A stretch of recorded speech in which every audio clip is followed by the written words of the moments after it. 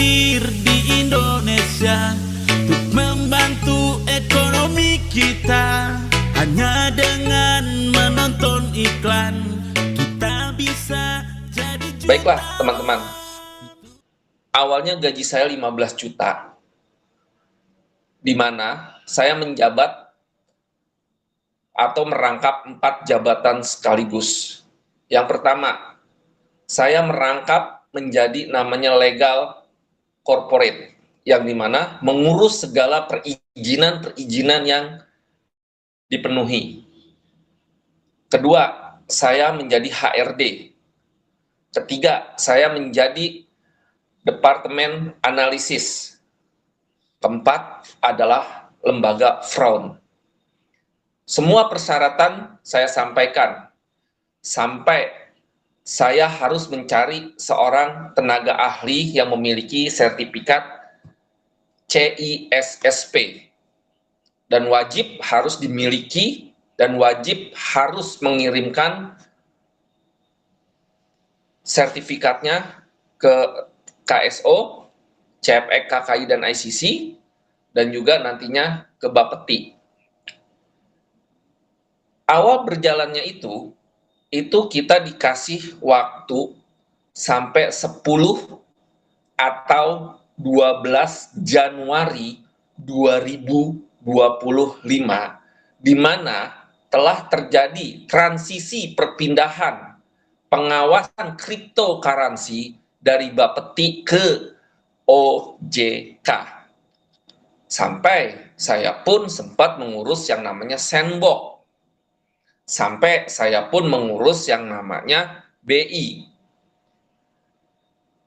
Teman-teman sekalian, di sini saya nggak butuh yang namanya kasihan dari teman-teman karena mendengar cerita ini. Saya hanya ingin menyampaikan yang benar adalah benar, yang salah adalah salah.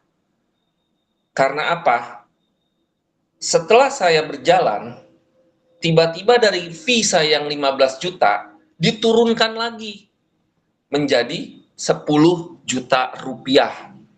Saya masih bertahan karena hanya memandang Ibu Sri Handayani selaku tante dari istri saya, jangan sampai terjadi hal-hal yang tidak diinginkan oleh dirinya. Saya terus memenuhi semua persyaratan-persyaratan. Saya mulai mengurusi yang namanya ISO.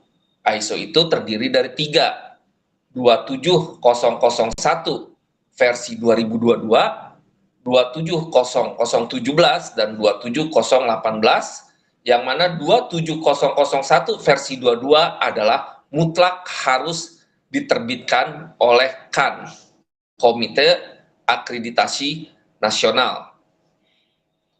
Sedangkan untuk 2017 dan 2018 itu bisa dari Inggris, UK, ataupun dari Amerika.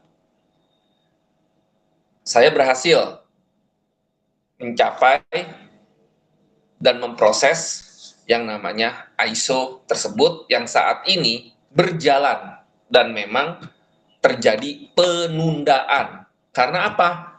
Tidak siapnya dan ketidakmampuan dari PT Enggal Nirwana sesuai dengan apa yang saya sampaikan. Di sini lalu timbul kembali peraturan dari KSO yang meminta harus dilakukan KYT, Knowledge Transaction. KYT ada di mana? Ternyata KYT tidak ada di Indonesia. Harus melalui Singapura. Saya berhasil melakukan komunikasi dengan pihak Singapura. Fauzan sudah menandatanganinya pada tanggal sebelum Christmas Day, yaitu dengan biaya yang tadinya 37.000 US dollar, yang mana 20.000 US dollar hanya dibayar satu kali untuk melakukan konekstisasi, dan 17.000 US dollar per tahun selama 3 tahun dengan total 51.000 US dollar. Semua saya penuhi teman-teman, Ya, semua saya penuhi sampai terbitlah APA dari 3 KSO tersebut. Enterprise API, mungkin teman-teman bisa cari sendiri tentang istilah apa maksudnya API itu hanya tinggal mengkonekkan. Dan bagaimana, ada nggak nih ada nggak koin yang mau dijaminkan ke ICC sebanyak 70% dari total kekayaan yang dimiliki Enggal dalam bentuk cryptocurrency. Entah apa di pikiran Sukandar, entah apa di pikiran seorang Fauzan, saya tidak paham. Jujur, saya disambar petir setelah saya melakukan edukasi, melakukan yang harus pionir lakukan, hanya untuk mendapatkan keamanan dan kenyamanan ketika nanti para pionir di dalam blockchain mereka berlakukan transaksi. Karena apa? Saya turun ke bawah, melihat banyak para pionir ini dari golongan sepuh, golongan orang tidak mampu, itu ngebela-belain berbagai cara mereka lakukan agar bisa mengikuti yang namanya program pertukaran. Sebenarnya itu pun bisa dilakukan di mana aja dengan catatan Pi sudah listing. Jujur, sering kali saya terjadi perdebatan. Karena apa? Jujur, saya tidak percaya dengan namanya Pi Network selama dia belum listing.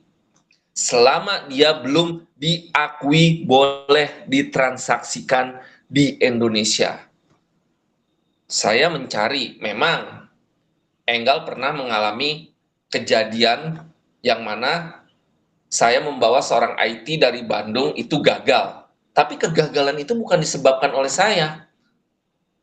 Komunikasi tentang harga perjanjian pun saya tidak tahu. Tapi ketika terjadi kegagalan, saya selalu disalahkan oleh Sukandar.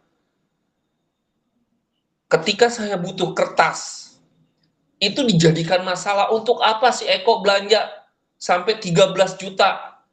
Butuh buat apa beli kertas, berim-rim, bikin map, bikin amplop? Sampai saya bilang, kita ini bukan bisnis dagang cabai atau bisnis besi tua. Kita ini melakukan bisnis yang namanya bisnis eksklusif.